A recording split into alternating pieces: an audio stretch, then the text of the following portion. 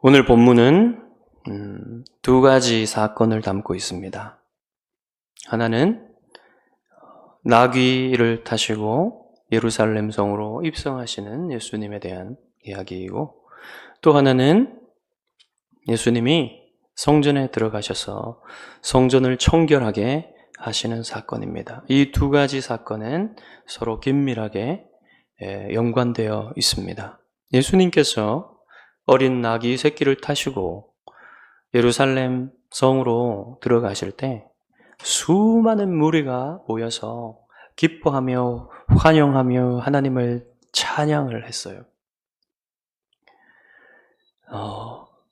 예수님의 생애 가운데 이토록 환영받은 일은 없었습니다. 사람들이 예수님을 향하여 주의 이름으로 오시는 왕이여, 하늘에는 평화, 가장 높은 곳에서는 영광이로다 하면서 주님을 환영하고 하나님을 찬양했습니다. 그 이유는 그들이 예수님이 행하신 놀라운 일들을 보았기 때문이에요. 그 중에 그 예루살렘에 가까운 동네였던 베다니에서 이미 죽은 지 나흘이나 되는 나사로, 시체가 썩어가고 있었던 그 나사로를 예수님이 다시 살리셔서 지금 그 나사로가 그들 중에 살아있는 것을 사람들은 보고 있고 또 들었습니다.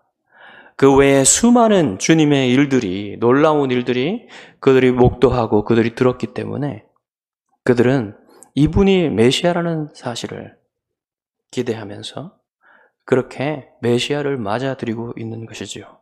그래서 사람들은, 앞에 가는 사람들은 자기의 겉옷을 벗어서 마치 레드카펫처럼 주님이 오시는 길에 깔았고, 또 다른 사람들은 종려나무 가지를 베어다가 그 길에 펼쳤습니다. 그 환영의 소리가 얼마나 떠들썩했던지 시기하던 바리새인들은 당신의 제자들을 책망하라고 예수님께 말할 정도였습니다.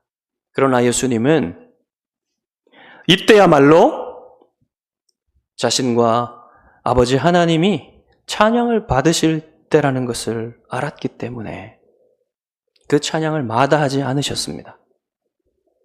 그때는 6월절이었어요. 6월절 명절은 6월절 날과 누룩을 넣지 않은 빵을 먹는 무교절과 합쳐서 8일간 계속되는데, 예수님이 그 무교절에 예루살렘으로 들어가고 계셨습니다.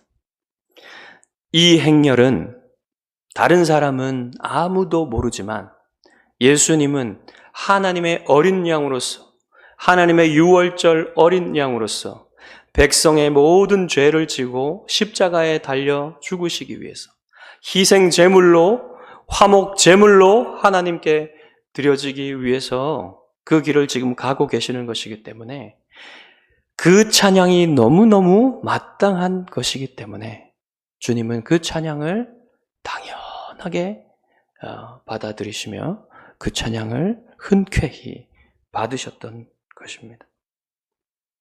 예수님의 행렬이 성 가까이에 이르렀을 때 이상한 일이 벌어졌어요.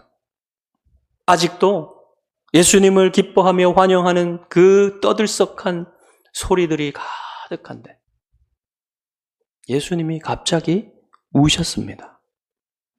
이때 우셨다고 하는 이 헬라어 단어는 에클라우센이라고 하는 단어인데, 이것은 그냥 흐느끼며 우는 것이 아니라 큰 소리로 목 놓아 우는 것을 말하는 거예요.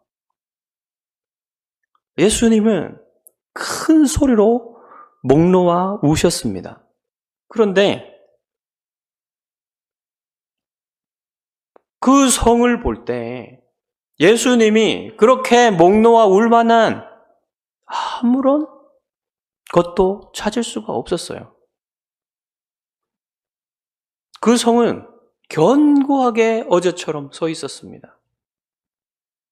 그리고 그 큰 문으로는 사람들이 나갔다 들어왔다 하면서 그렇게 아무런 일이 없는 것처럼 겉보기에는 그렇게 서 있었던 것이죠. 그렇지만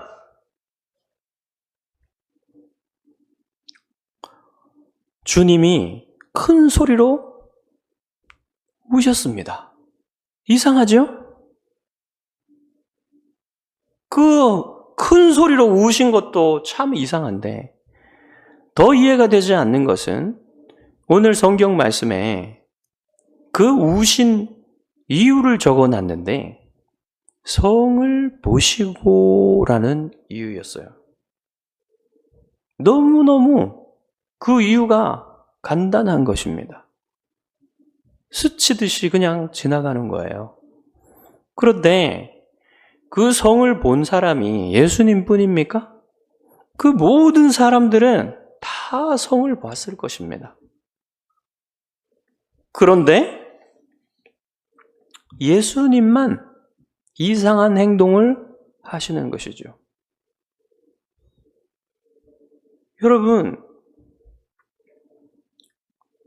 겉보기에는 이 예루살렘 성이 정말 이름 그대로 샬롬의 도시, 평화의 도시, 그런 것처럼 보였습니다. 그런데 예수님은 아무도 보지 못하는 영적인 통찰력으로 그 도시의 운명을 보셨던 거예요. 그 도시에는 하나님의 진노와 하나님의 심판이 기다리고 있었다는 사실을 주님이 보신 것입니다. 그래서 큰 소리로 통곡하시던 예수님이 이렇게 말씀하셨어요. 너도 오늘 평화에 관한 일을 알았더라면 좋을 뻔하였거니와 지금 내 눈에 숨겨졌도다. 이것은 큰 소리로 선포하시는 것이 아니라 탄식하듯 독백하는 말이었습니다. 하나님과의 샬롬을 잃어버린 이 도시는 아무도 몰랐어요. 예수님이 보고 계시는 그 무서운 심판을 아무도 몰랐습니다. 비록 이 성이 모세로부터 시작해서 1500년에 이르는 정말 하나님의 그 긴 약속을, 그 언약을 담고 있는 성이지만 지금 예수님께서는 그 성 뒤편으로 밀려오는 거대한 쓰나미와 같은 무서운 하나님의 심판을 보고 계셨던 거예요. 날이 이를지라 내 원수들이 토둔을 쌓고 너를 둘러 사면으로 가두고 또 너와 및 그 가운데 있는 내 자식들을 땅에 메어치며 돌 하나도 돌 위에 남기지 아니하리니 이는 내가 보살핌 받는 날을 알지 못함을 인함이니라. 이것은 예수님께서 예루살렘 성을 보시며 그 뒤에 밀려오는 하나님의 심판을 보시고서 예언하신 말씀입니다. 결국 주님이 말씀하신, 주님이 미리 보신 이 일이 일어나고야 말았어요. 이 사건은 주후 1세기에 아주 유명한 역사적 사건이었습니다. 주후 70년에 로마의 티투스 장군이 4월 4일 날 예루살렘 성을 포위했습니다. 그때에는 6월절 명절이었어요. 예수님이 약 40년 전에 그 6월절 명절에 이 성의 운명에 관하여 예언하셨던 그때처럼 그때에도 6월절 명절이었단 말입니다. 그때에는 순례자들이 수많은 유대인들이 각국으로부터 몰려와가지고 그 포위당한 예루살렘 성 안에는 약 100만 명의 유대인들이 있었다고 합니다. 티투스 장군은 그 예루살렘 성벽을 뚫기 위해서 토산을 쌓아가지고 공격했지만 유대인들은 땅굴을 파고 공격해서 그것을 저지했고, 또 공성태로 공격을 했을 때는 화공으로 맞서서 그 성벽을 뚫는 것은 실패를 했어요. 그래서 전략을 바꾸어서 티투스 장군은 3일 만에 그 예루살렘 성벽 전체를 둘러싸는 8km의 장벽을 쌓았습니다. 그래서 밖에서는 아무것도 들어갈 수 없도록 고사작전을 시행을 한 거예요. 그래서 결국 심각한 식량난에 빠져가지고 얼마나 배가 고팠던지 자기의 아기들을 잡아먹는 일까지 벌어졌다고 합니다. 사실 예루살렘 안에 내분만 없었다면 그런 일은 벌어지지 않았을 것입니다. 당시에 로마군에 의해서 포위당한 그 예루살렘 성 안에서 무슨 일이 벌어지고 있었냐면, 세 개의 파벌로 나누어져서 서로 살육전을 벌였어요. 성전의 제일 중심부, 제일 안쪽에 한 그룹이 있었고, 그리고 나머지 성전 구역에 또 한 그룹이 있었고, 그리고 그 외에 사람들의 일반 거주 지역, 거기에 가장 큰 그룹, 가장 강성한 군대를 가지고 있었던 그런 그룹이 있었습니다. 이렇게 세 개로 나누어져서 서로 죽이는 살육전을 벌이고 있었던 거예요. 더 어처구니가 없고 너무너무 어리석게 여겨지는 것은 무엇이냐면, 그 예루살렘 성 안에는 수년을 버틸 수 있는 식량 창고에 식량이 가득 차 있었는데 그 식량 창고를 서로 불사르는 어처구니 없는 일이 벌어진 것입니다. 그래서 결국 9월 26일에 성이 포위당한 지 채 6개월도 되기 전에 예루살렘은 완전히 멸망했어요. 티투스 장군의 손에 완전히 떨어졌습니다. 그래서 이 성이 완전히 티투스의 손에 떨어진 이후에 무슨 일이 있었냐면, 분노한 로마 군인들이 눈이 뒤집어져서 이때 수많은 동료들이 죽었고, 또 전염병으로 죽었고, 그렇기 때문에 그냥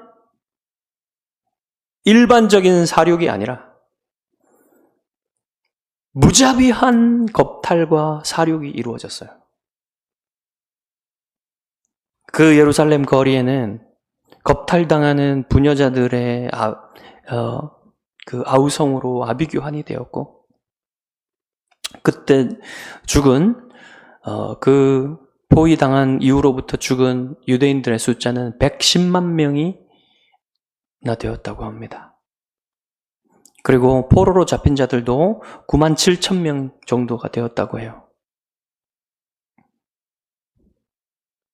그리고 티투스가 그 성을 장악한 이후에 명령하기를 바닥 기초부터 다 파헤쳐서 완전히 멸망시키라고 명령을 해가지고 예루살렘 성과 성전은 완전하게 파괴가 되었습니다.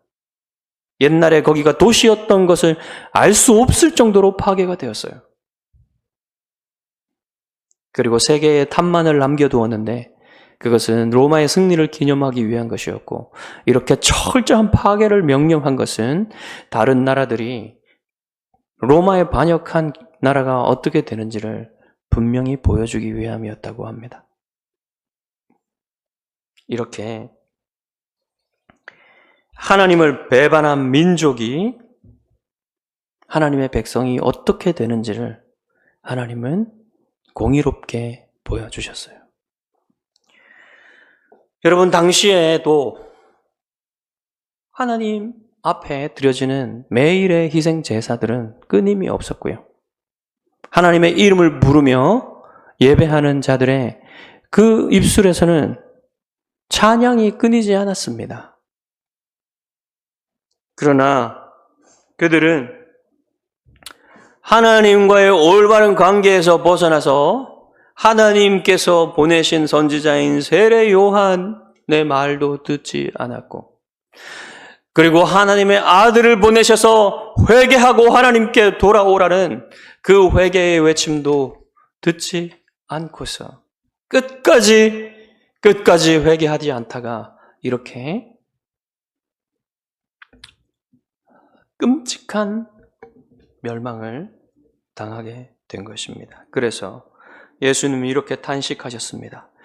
오늘 내가 평화에 관한 일을 알았더라면, 이것을 원문에서 직역을 하면 이날에 너라도 그 평화에 관한 일을 알았더라면. 여러분, 유대와 사마리아와 갈릴리 모두 이 주님의 평화에 관한 일을 몰랐습니다. 사마리아가 모르는 것은 어쩌면 당연해요.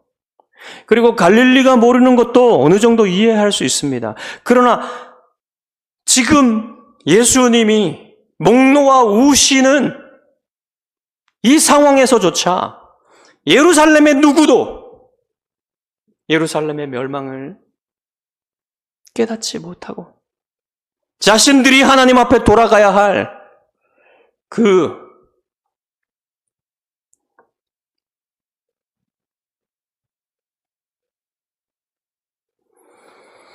끔찍한 하나님의 원수되고 하나님을 버려서 그렇게 갈갈이 찢겨진 관계를 전혀 모른 채 그렇게 있다는 것은 이해할 수 없는 일이란 말입니다. 오늘 본문은 예루살렘 성이 이처럼 눈뜬 맹인이 된 이유에 대해서 이렇게 말합니다. 지금 내 눈에 숨겨졌도다. 이 숨겨졌도다는 수동태인데요. 외부의 원인에 의해서 숨겨졌다는 것입니다. 보이지 않는다는 것이에요. 하나님과의 관계가 무너진 백성, 하나님과의 평화를 잃어버린 교회의 비극적인 특징이 무엇이냐면 이렇게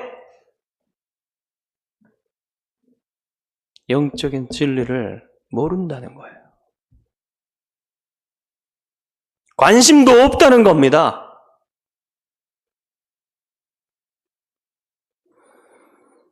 하나님을 사랑하는 사람들, 하나님을 사랑하지 않는 사람들은 하나님의 지혜에 눈이 멀게 되고요.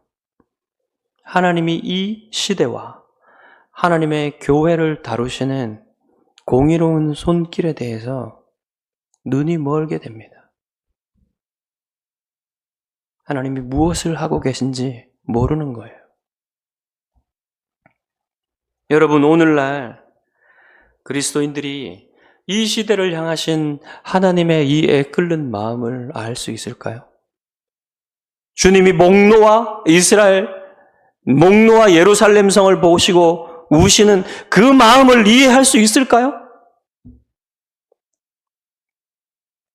너무나 많은 사람들이 이방 신상 앞에서나 구하는 그 탐심과 그 욕망을 다 그대로 가진 채로 하나님께 기도하고 하나님께 찬양하고 예배합니다. 하나님이 그러한 기도와 찬양과 예배를 받으실 리가 만무합니다. 여러분, 성경에는 이런 기독교가 없어요. 이러한 사실을 우리가 깊이 깨닫지 못하는 한 우리가 하나님의 마음을 알아서 하나님의 마음을 따라서 하나님께 기도하는 일은 없을 것입니다.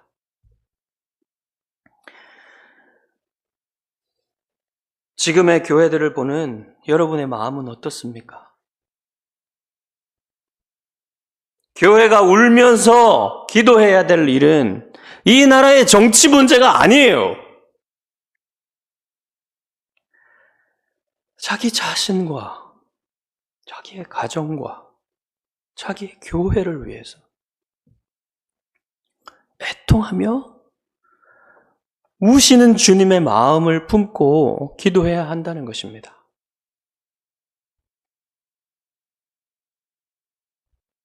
여러분의 마음이 그 주님의 마음을 이해하고 울면서 주님의 교회를 위해 기도할 마음이 있습니까? 여러분, 우리가 기도해야 될 것은 그러한 이 세상의 정치 문제 중요하지요. 이 세상의 정치와 사상과 문화 이런 것들은 우리에게 직접적인 영향을 끼치기 때문입니다. 우리에게 피부로 와닿기 때문에 그 중요한 문제예요. 우리의 살아가는 문제이기 때문에. 그러나 우리 그리스도인에게는요, 그보다 더욱 근본적이고 중요한 문제가 있습니다. 그것은 바로 교회가 영적으로 잠들어 있다는 겁니다.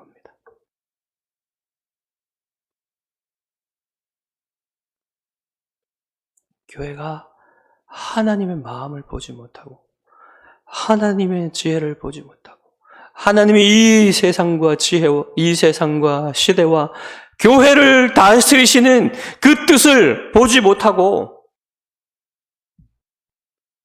그러고 잠들어 있는 것이 더욱 큰 문제고 기도해야 될 사실이라는 것입니다. 그래서 여러분, 지금은요, 마음을 쏟아부어서 교회를 위해서 기도해야 될 때예요.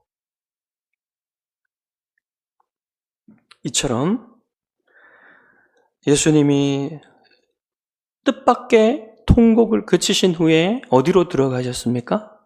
주님은 성전으로 들어가셨어요.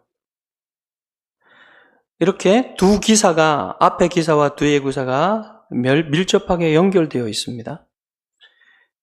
그런데 이번에도 예수님이 이해할 수 없는 행동을 하십니다.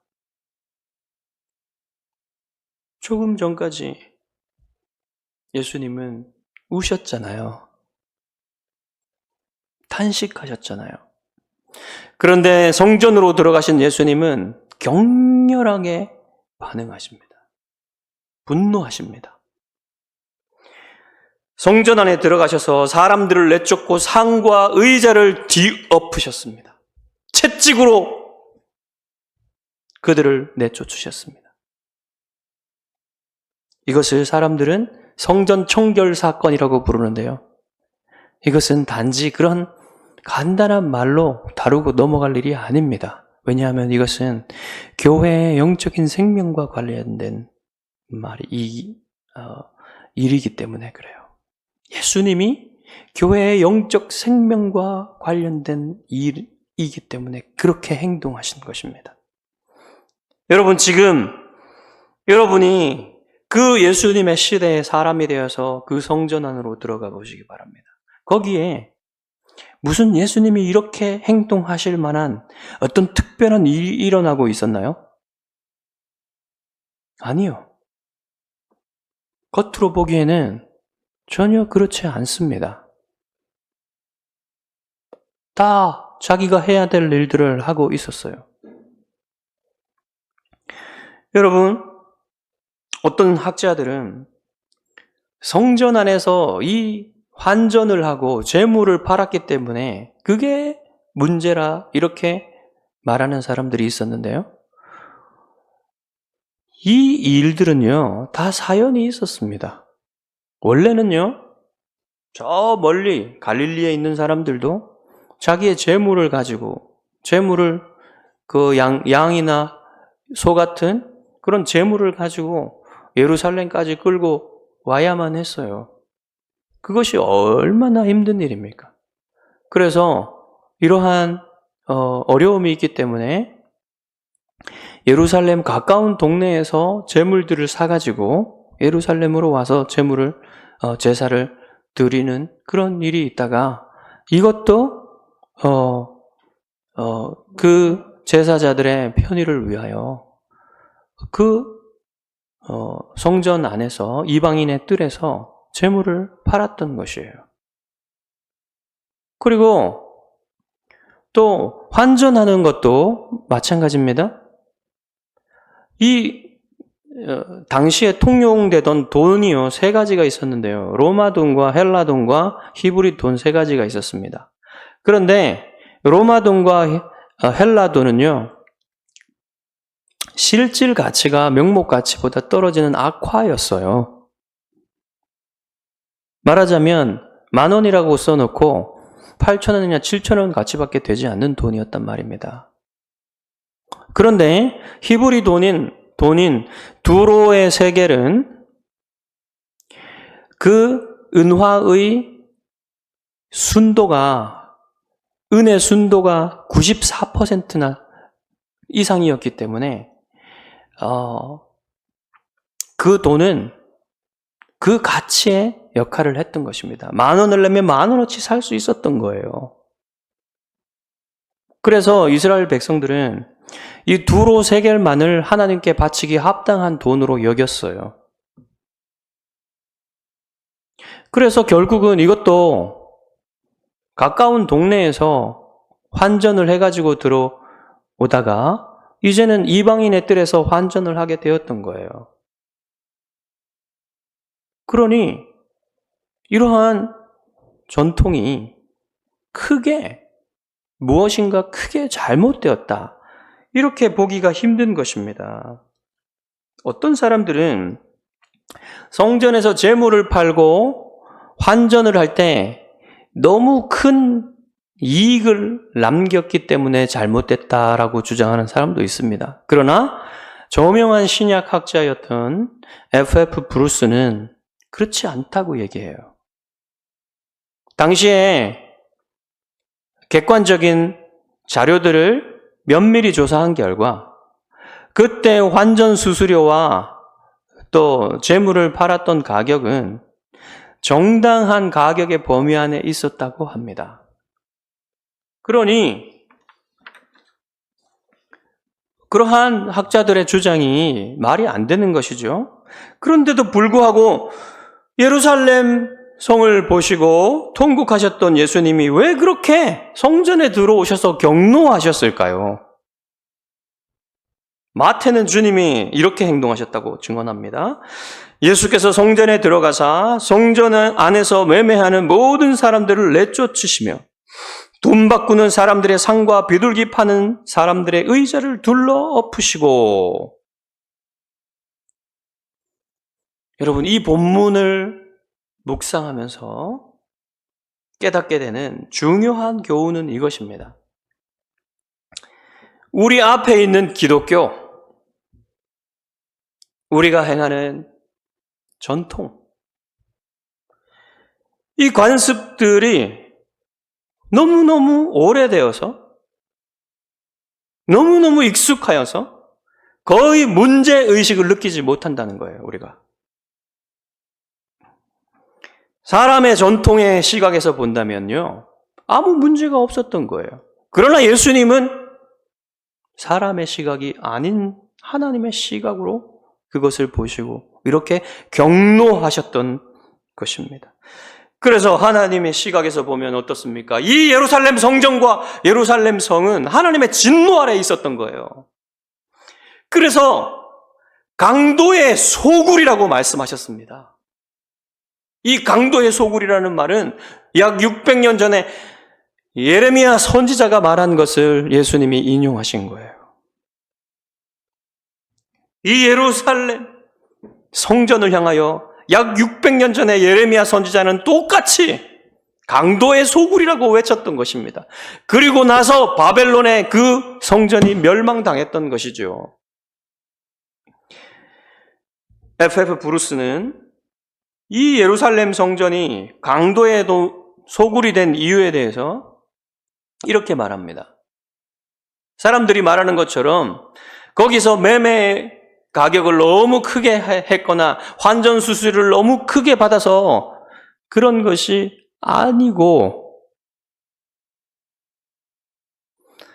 여기 이방인의 뜰은 그들이 매매하고 환전했던 이방인의 뜰은 이방인들이 성전에 나와서 하나님께 예배하고 기도할 수 있는 유일한 곳이었는데 그곳을 환전하고 그곳을 매매하는 공간으로 바꾸어서 이방인들이 하나님께 나와서 기도하고 예배할 수 있는 길을 막았다는 것입니다.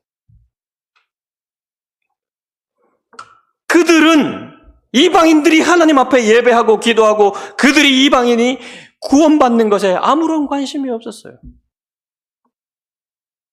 그리고 또한 그 예루살렘 성전 안에 들어와 있었던 종교 지도자들은 성전 밖에서는 사람들 고아와 가부를 돌아보고 사람들을 돕는 일을 하지 않고 오히려 그들의 고혈을 빨아먹고 압제하고 탄압하는 일을 하면서 그렇게 불경건하고 불의하게 살면서 성전 안에 들어와서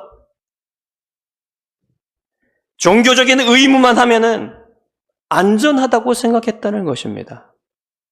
이것은 곧 강도들이 밖에서 온갖 나쁜 짓을 다 저지르고 자기들의 아지트에 가서 안전하게 느끼는 그러한 것과 비슷했다는 거예요. 그래서 강도의 소굴이 되었다는 말입니다.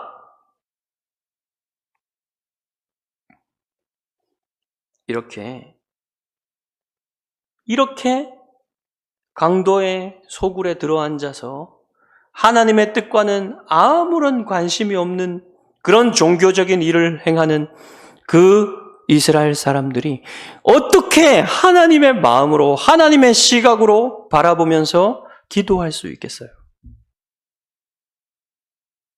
불가능한 일이죠.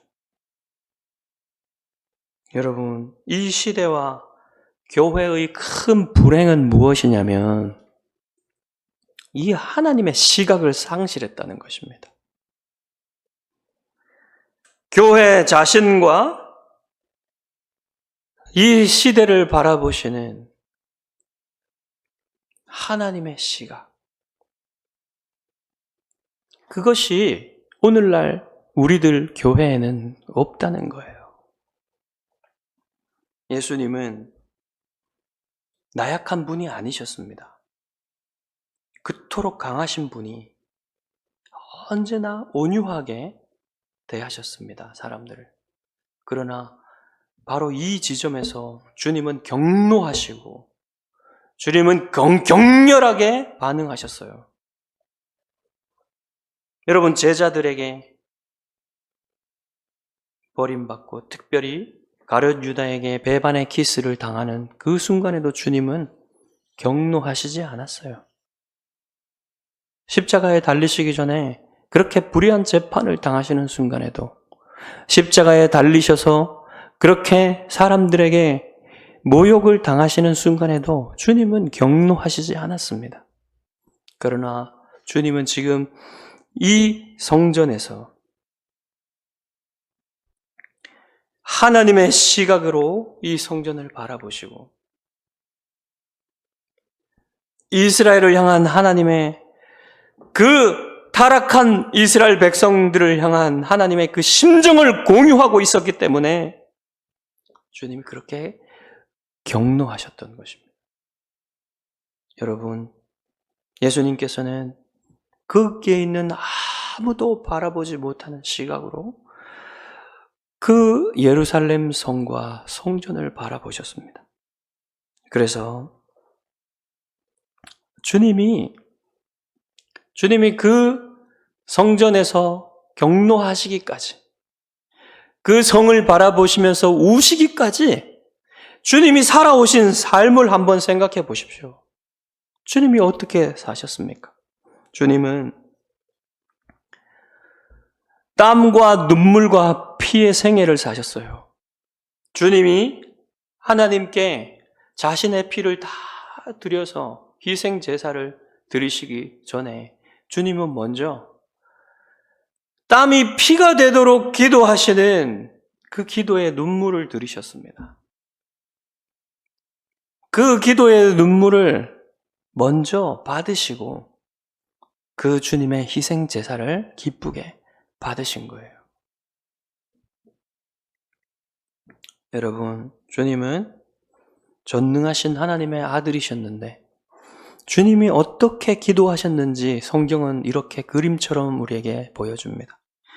그는 육체에 계실 때에 자기를 죽음에서 능히 구원하실 이에게 심한 통곡과 눈물로 간구와 소원을 올렸고 그의 경건하심으로 말미암아 들으심을 얻었느니라. 여러분, 주님의 삶은 참으로 기도의 삶이었습니다. 눈물의 삶이었습니다. 주님이 광야에 가서 40일 동안 기도하실 때 이렇게 우리처럼 시원한 에어컨 밑에서 배불리 먹으면서 그렇게 기도하셨던 게 아니에요. 주님의 그 기도는 우리처럼 그렇게 건조한 기도가 아니었습니다. 주님은 우리를 위해 모든 땀과 눈물을 다 흘리시면서 기도하셨습니다. 자, 여러분, 겟셋만의 동산으로 가봅시다. 거기에는 무거운 사탄의 공격으로 주님이 제자들에게 1시간 동안만이라도 나를 위해서 기도하라고 해달라고 하셨지만 제자들은 그 무거움 속에서 1시간도 견딜 수 없어서 다 자고 있었습니다. 그곳에서 주님은 하나님 앞에 매달리면서 고통스럽게 신음하며 기도하셨어요. 여러분, 만일 그 교회의 역사가 성령께서 역사하신 성령의 역사라면 그 성령의 역사 뒤에는 기도의 역사가 있었어요. 아무도 보지 못하는 그곳에서 기도한 사람들이 있었기에 그 위대한 선교의 역사들, 그 위대한 부흥의 역사들이 일어났던 것입니다. 여러분, 아무도 알아주지 않는 그 기도의 골방에서 교회와 역사를 움직였던 위대한 기도의 사람들을 여러분 천국에 가서 만나뵙게 될 거예요. 그곳에서 여러분은 그들이 이름이 없었다는 사실, 여러분의 귀가 한 번도 들어보지 못한 사람들이 많았다는 사실에 놀랄 것입니다.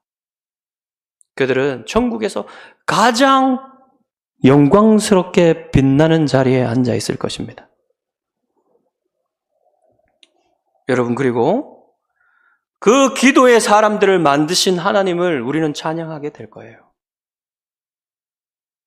하나님께서 진심으로 원하시는 것은 교회에 많은 사람들이 와가지고 마음에도 없는 종교적인 일들을 하면서 그 자리를 채우는 것이 아닙니다. 하나님의 마음은 예수님의 마음을 품고 하나님의 시각으로 이 교회를 바라보며 이 시대를 바라보며 정말 하나님의 마음을 품고 뜨겁게 기도하는 사람들, 그 사람들이 교회에 모여서 비록 소수일지라도 이 자리에서 뜨겁게 기도하는 사람들, 그 사람들이 모여서 기도하는, 그 사람들이 모여서 예배하는 그러한 교회를 하나님이 원하신다는 거예요.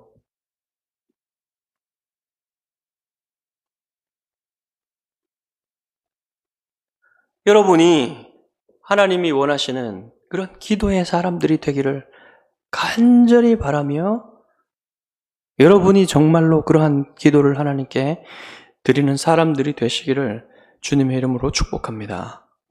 기도하겠습니다.